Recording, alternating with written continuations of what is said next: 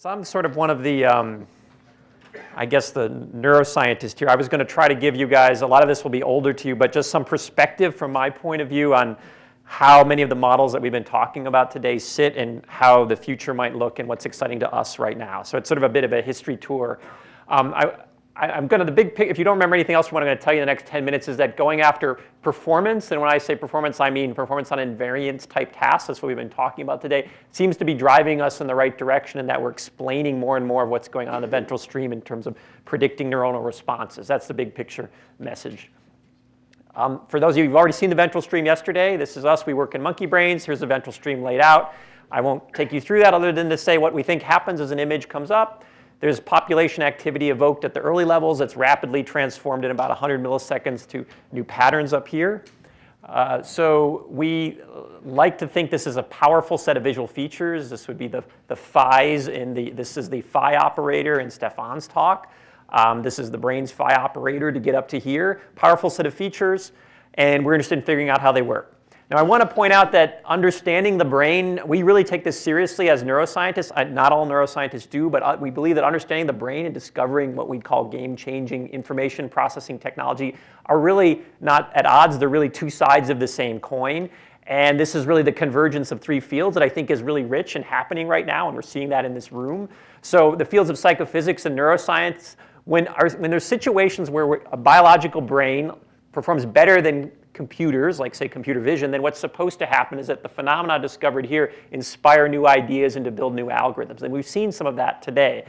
And then when these systems perform at or near the level of this, then this is supposed to provide falsifiable hypotheses for folks like me in neuroscience labs to try to test and say which algorithms actually at work in the brain. And you do this cycle, and that's how you converge on an answer. So we believe this sort of is a golden loop that we want to keep going after. And the key word on both this is measuring perform. So knowing which situation you're in requires knowing something about performance here. So I want to say, in by way of passing, we've all been talking about invariance. I won't dwell on this, but I think it's important to talk, hopefully in the panel discussion, about there are many different types of invariance, and we've heard a lot of them mentioned today, and I think they're worthy of some discussion. But let me just say for now that it's like you need to have performance on some kinds of invariant tasks, and some of those are shown here. So you've already heard from Tommy that this is the example of the brain of inspiring algorithms. You've heard this from a number of people. These are things from biology. You've heard much of this hierarchy: spatially local filters, convolution, normalization, thresholds, unsupervised learning. And that's led to a whole bunch of algorithms. You've heard from Tommy and Jan these kind of algorithms. They've already taken you through that. Here's HMax you saw from Tommy. And so then we had that sort of history where we inspired these kind of algorithms, and now we're trying to look at them and say, well, which ones are actually at work in the brain? At least that's how my lab thinks about it. There were some early successes in 2005, HMax, showing that it could actually predict some of what we'd shown in IT cortex, so that was a success. Thomas, who's here, was able to show in a nice paper that these models of HMax could perform apparently as well as human observers. Apparently seemed like another success.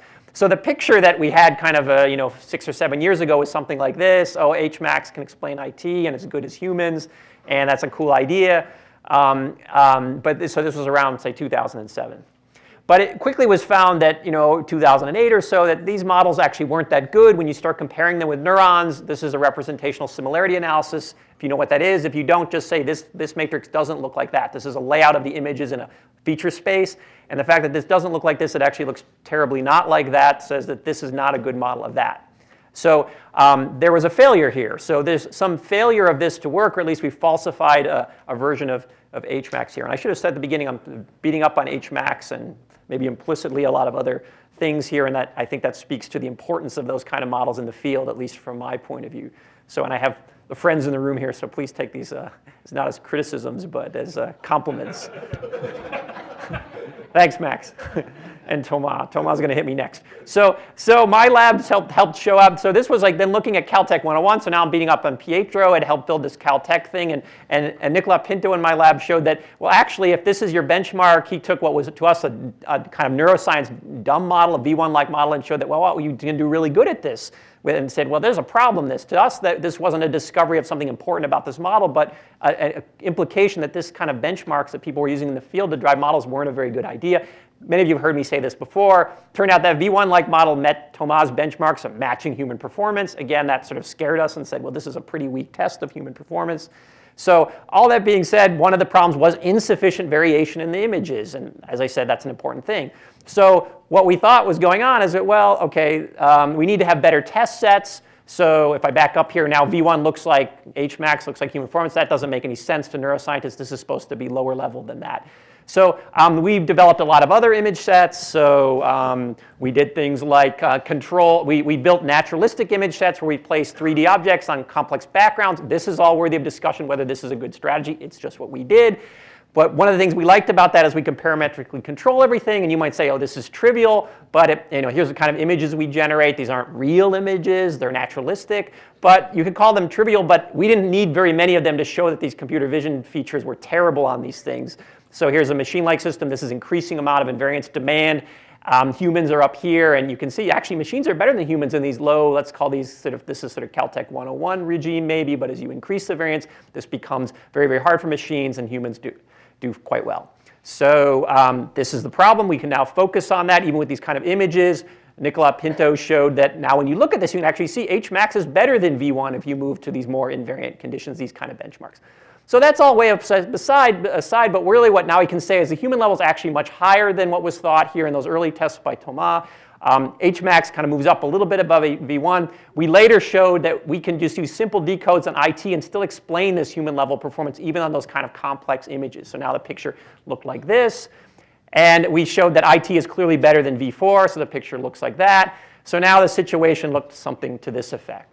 So this is biology over here. Here's some models. Now let me put a couple other models on here. Recently, this is shown by, work by Charles Cadeau, who's also in the audience. The Krzyzewski model, whom many of you talked about, supervision, was actually at human level, at IT level on our benchmark. So that was impressive to us.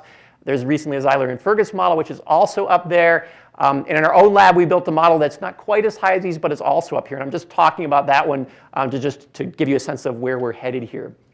So one of the things that got us excited is even though these models are at human performance, we're a neuroscience lab, we could start asking, do they actually explain these neurons? Is there a good fit up here?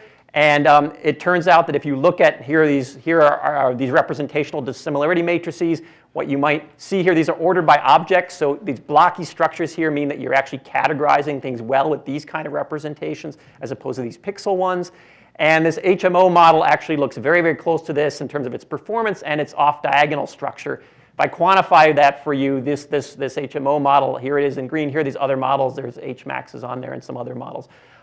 We don't have supervision on here right now. That's one of the things we're interested in looking at. So what turned out also that these models could actually predict the neuronal responses at the single unit level in IT cortex very, very well, about half the explained variance, which is very, very good for these high-level visual neurons, far better than any previous model in the field. So that was impressive to us. I'll just tell you a little bit about this HMO model. It is very similar in spirit to the models that many of you have been describing today. I won't have time to take you through it, but the reason I'm only mentioning that so I could show you this slide, whereas if you remember nothing else from what I'm telling you right now, one of the things we're very excited about and we sort of suspected all along is that it seems like this is a plot of a range of different models. You see some of them here in black dots. This is us exploring that basic model class I just showed on the last slide, different instantiations of that model. This is performance on a sort of a computer vision benchmark that we think is very solid. And this is the ability to predict the responses of high-level visual neurons. And you can see there's a correlation here. So the better you perform on these benchmarks, the better you're able to predict these high-level visual neurons. And so what we've been doing is just optimizing this in hopes of fitting that. We don't have enough neural data to optimize directly, so we're optimizing this way. And it turns out, so we optimize this, and on this benchmark, we at least got this model that I called HMO. And again, remember, supervision's up here as well. And it turned out, that model is actually, as I've drawn it here, it's still following this trend, and that it, as I just showed you, fits the neural data nearly about half the variance explained. So this to us is a strategy. Keep optimizing this, and you'll start to explain neurons better and better. Again, maybe people in the room really believe that, but this is a nice demonstration of that for us. So the picture that we have right now looks something like this. As I described to you earlier, we don't yet know how these IT neurons relate to these existing models. That's something we're interested in pursuing and hope to do so soon. But I think I've hopefully given you a sense of our perspective on the field, and if I give you a take-home message, is that follow this performance trail on invariance tests, use stringent tests, and that's driving progress and understanding the ventral stream, again, even from a neuroscience point of view. That is how the brain works. And my timer's buzzing right now, so I'm perfectly done. Let me just end by thanking the guys who did it. These are folks who did work that I didn't even describe for you, saying how IT neurons relate to perception and that works quite well. These are guys, that some of them are in the room, who did the work that if you try to drive performance, that you can actually build models that are much closer to what the brain's doing. And Charles is here. And this work's really been led by Dan Yeamans. And I also mentioned Nicholas Pinto, who's also in the room. So again, that was my brief tour of things from my perspective of the world. So thank you.